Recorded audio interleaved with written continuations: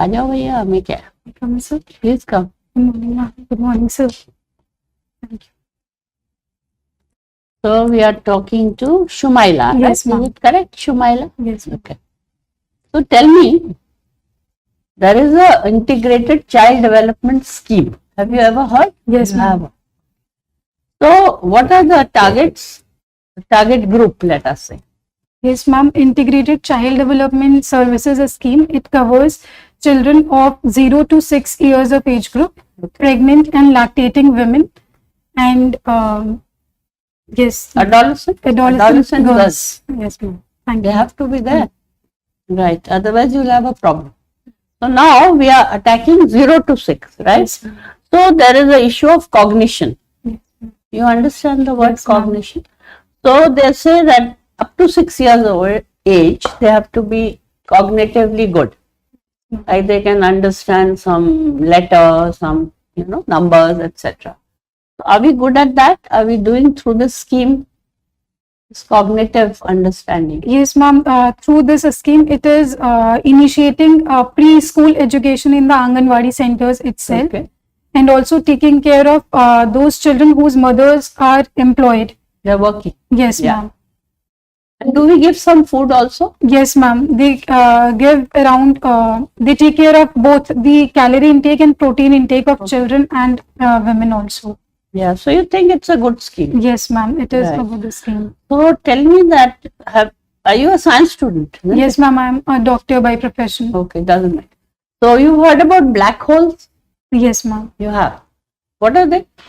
Ma'am, due to ozone depletion, there is thinning out of the ozone layer, stratospheric ozone layer, which is known as black hole. Right. And there's been a lot of research on it. Yes, ma'am. Some people say if something gets into the black hole, it never gets back. Yes, ma'am. Right? Have you heard that? Yes, ma'am. That doesn't matter. Okay. So tell me that there is a share market. Yes. You follow the share market sometime? Yes, ma'am. I have read about it. You read. It's all right. So today it has gone down. What does it mean if it goes down?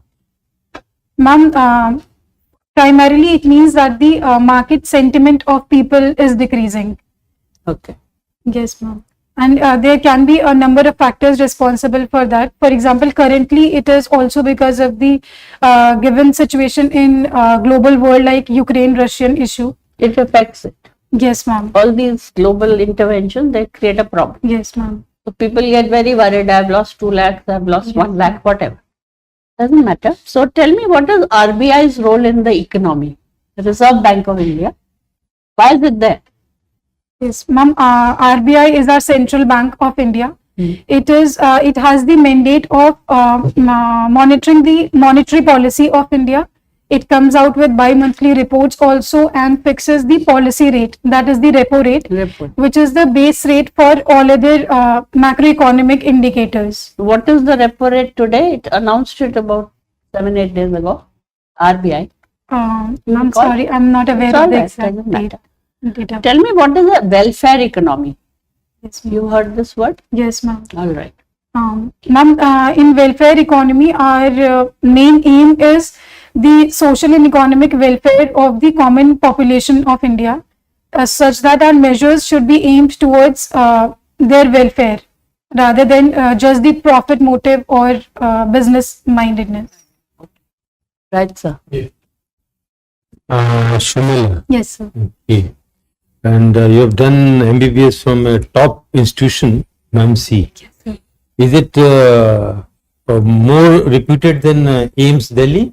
No, sir, I don't think competition so. Is there? Yes, sir, there is competition, but certainly AIMS is the #1 medical college in India. MC is very, very well known. It's wonderful. Okay.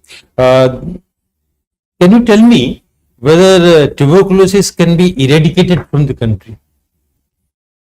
Yes, sir, it is a curable disease and it can. Eradication. Yes, sir. Not cure. Yes, sir. So that is why it can be eradicated, but we need very strong measures for that. Because the factors which increase the transmission of tuberculosis are very much prevalent in our society, Indian society, like overcrowding and poor hygiene. Is one. Poor hygiene, poor hygiene. Yes, sir. And What else? poverty is a very important factor in its. Poverty is also a Poverty, very important okay. factor. Yeah, poor nutrition is responsible for that. Poor immunity. Why you are talking of all these factors? How they are related to tuberculosis? Yes. Poverty, how it is related Yes. to tuberculosis? So because it is in a poor household, there is usually overcrowding of people in as compared to the Nutrition level. Yes, sir. And Poverty nutrition. related to nutrition Yes. level. Yes. When nutrition level is not there, Immunity. what will the immediate consequence of that? The immunity will go down. Immunity will go down. Yes, sir. Okay. Then, They will but if attract. tuberculosis bacteria is not around, immunity going down, how does it happen? It doesn't. So, That means there's some other connection also. in Indian population, it is seen that we all are exposed to these bacteria, mycobacterium, but only people with low immunity gets infected with this, and the rest of the people have gained immunity towards that bacteria. It is so prevalent in India. What about malaria? What causes malaria? So it's a protozoan disease, Plasmodium. Plasmodium. Yes, sir. And what about eradication of this thing, malaria? Is it easier than that of tuberculosis? So yes, I would say as compared to tuberculosis, eradication of malaria would be easier, because for that we have to have control over the vector of malaria, that is female Anopheles mosquito, which is relatively easier, because tuberculosis involved a lot of social and economic parameters also to be dealt with. In policing, recently there was some discussion in the parliament, and they said that police must investigate with all the modern techniques, modern means and all, and then brought over a new act supporting investigation with the modern means. Yes. What is this act about? Very recently, within a month. So criminal identification amendment Okay. bill was Good introduced. enough. Good enough. Yes, sir.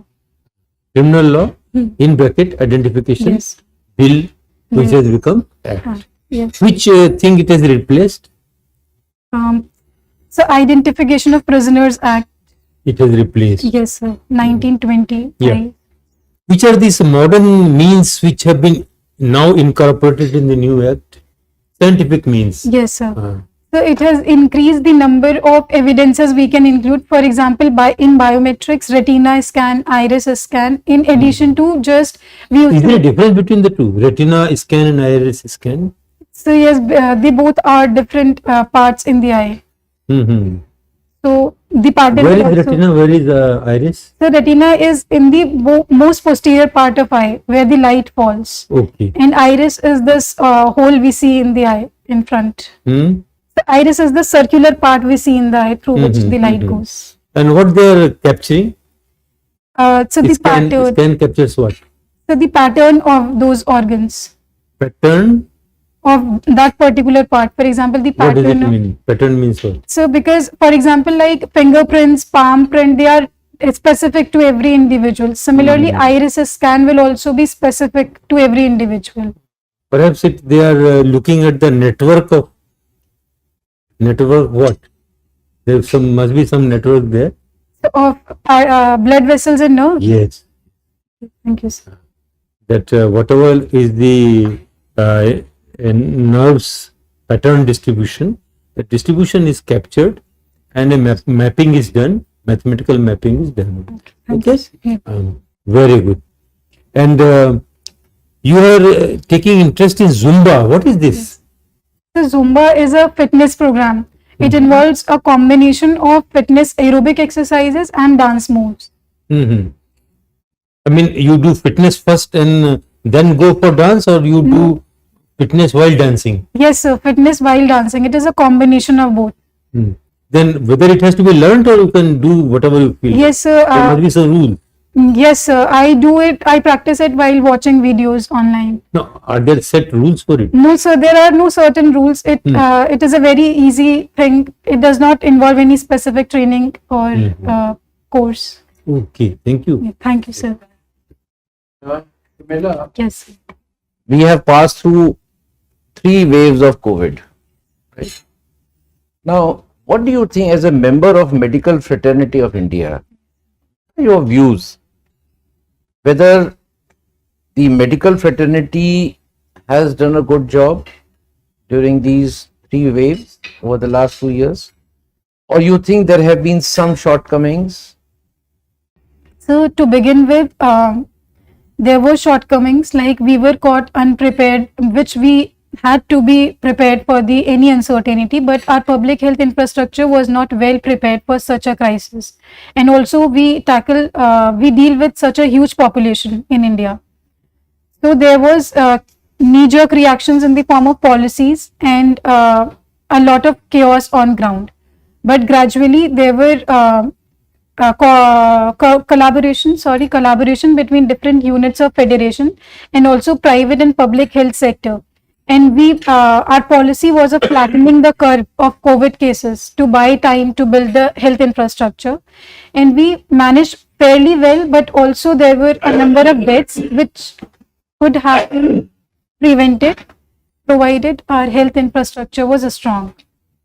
Suppose you are the DM of Bijnor, Shumaila, Yes. and the primary health services to a common villager are generally available. Now, how would you, generally it's seen that secondary and tertiary medical services are not so much available and they are not accessible, they don't have an access to that. Now, if you are the DM of your district, Bijnor, how would you, make arrangements for secondary and tertiary treatments to a common villager? So being a DM myself, I can arrange for health camps where a specialist doctor can visit weekly, so that villagers have access to specialist doctors also. And we can make use of telemedicine to reach to the remote areas of India.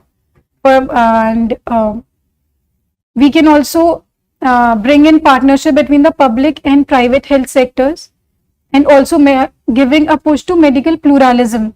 For example, training the community health workers like ASHA and Anganwadi workers, and also the traditional medicine modes of India. So that will increase the accessibility regarding the equitable access of health infrastructure. Is there any scheme of Government of India which would help in providing them secondary and tertiary medical services? Yes.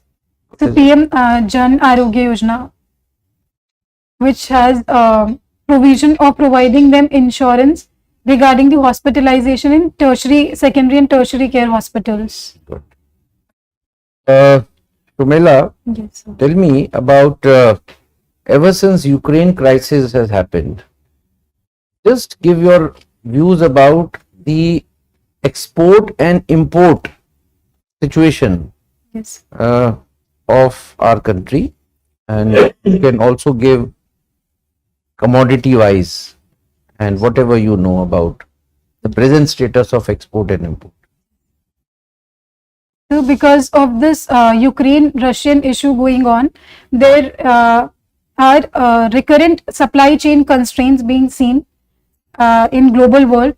So due to which there is a spillover effect in the rising prices of commodities. For example, of wheat and rice, where Ukraine is a major producer and market of wheat. And that has resulted into decreased export also of wheat from India, and simultaneously increase in its domestic prices also. Another commodity is oil and gas, because we depend on Russia for oil and gas import. There is, though Russia has provided us with subsidized amount of oil and gas, but in global market there is increase in the price of oil. And so because of increase in the price of oil, there is domino effect on rest of the sectors of economy. The prices overall of commodities have gone up. There is increase in inflation, increase in prices of fruits and vegetables also. And what has been the export avenues which India has got after Ukraine? You have already mentioned the negative part. Yes. What is the positive side? Are we able to export Yes, something more than before? Sorry, sir, I'm not You are able not to aware? recall. All right, doesn't matter. Now, my last question is you have seen some mishaps happening during religious processions, right? Now, in India, you have all kinds of religious processions. You have Ram Navami procession, you have Muharram processions, and maybe other processions also. Now, UP government has come out with certain directives, some directives Yes, sir. as to how a DM or a SP will handle these processions, give permissions and all. Are you aware of it? No, sir. Sorry, sir. I'm not aware of Okay, this. forget it. Don't, you haven't read any directive. Suppose if you were the DM and there is a procession to happen, any religious procession, what would be the do's and don'ts that you will do? I mean, you will mention for yourself. How would you give the permission, or what checks and balances you will keep while the procession is on? So being in this huge responsible position, first of all, before giving the permission to any religious procession, I will take a written consent or a written signed document from the religious leaders that they will be carrying out such processions and through which route. And also there should be increased in the security arrangements, since clashes can come up. And we can use the technology, for example, drone for surveillance, and especially those individuals who have past records of involving in any clashes or anything to disturb the security. We can keep increased eye on them. We can keep them under strict vigil. And also I will prepare my team and make it ready to deal with such on-ground situations beforehand, and coordinate with other public officers, for example, coordination between the civil administration and police administration, and keeping them in the loop. Thank you, Shumaila. I pass on sir. to Mr. Subesh. Good morning, sir. So, let me give you three options. Number one, judicial reforms. Number two, police reforms. Number three, electoral reforms. You can pick any one of those, identify the problems, and what must be done to address these problems. I will go with police reforms. The certain problems we suffer in the police department are, firstly, it is seen that there is lack of link between the police officers and the common population. So there is a sort of increased perception of trust deficit. Another is, within the department there are issues regarding the transparency in promotion transfers of the officers. And thirdly, the gender representation is imbalanced. There is less representation of women in police force. So to bring reforms in these certain issues, to increase the trust building between the community and policing, we can increase community policing, for example, conducting chaupals and panchayats to build trust between the two. And for promotions and transparency, we can come up with the implementation of Prakash Singh judgment of Supreme Court, for example, a transparent board for tackling these matters. And thirdly, for gender representation, we can go for increasing the number of all women police stations and increasing the recruitment via some mode of reservation for women in police services. What do you mean by money laundering, and can you suggest certain ways to curb money laundering? Yes, sir. So money laundering is a practice where the source of the illegal money is disguised and presented as a legal source of money. And to curb these issues, we have certain acts already, like Prevention of Money Laundering Act, Prevention of Corruption Act. We need better enforcement of these acts on ground. And also we can go for a soft skill approach which expects a more responsible behavior from the side of citizens, and increasing coordination nationally and internationally, so that the issues like shell companies and Panama Papers, they can be tackled. Are you aware of MDG and SDG? Yes, sir. So why MDG was replaced by SDGs, and can we really achieve SDGs by 2030? Yes, so in Millennium Development Goals, it was seen that they were not that much exhaustive. Like we had 8 goals and around 17 indicate targets for that. But Sustainable Development Goals are more comprehensive as per the need of time. We have 17 goals with more 169 targets. So, and so to say that whether we will be able to achieve by 2030, I think we are moving on that path, and I believe the goal should be such great that it motivates us to work constantly for that. So we are moving on that path gradually. If you were made ambassador of India to any country, which 3 things would you like to promote by India? So, given the skill set and experience I already have, firstly, I would like to promote the leadership role of India in global health diplomacy. Secondly, increasing economic and trade is a very important route of increasing any bilateral and multilateral relations. I would like to promote in trade affairs. And thirdly, the richness of, I would like to capitalize on the richness of Indian diaspora. I would like to know your opinion on the population control bill of Uttar Pradesh.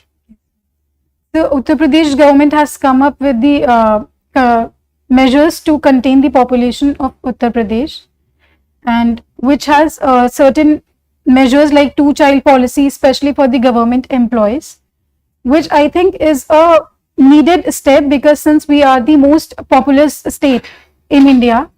But however, certain data shows, like for example, National Family Health Survey shows that we have already, at national level, we have already achieved the replacement level rate. And there should be a responsible and consensus based approach. There is a perception that it is going to be a restrictive approach, and ultimately development is the best form of contraception. So we can invest in education and health of people to give them the agency to choose themselves for a good standard of living and less number of children. My last question is, Shumila, why you wish to join civil services? So I was in medical science, and then I realized how much I like to work being in connection with the society. Both doctorate and civil services have an element of public service, but I believe civil services will provide me a larger scope to work on, and also the impact of my actions would be greater here. I would be able to deal at various social, economic determinants of different issues. Thank you. Thank you, sir.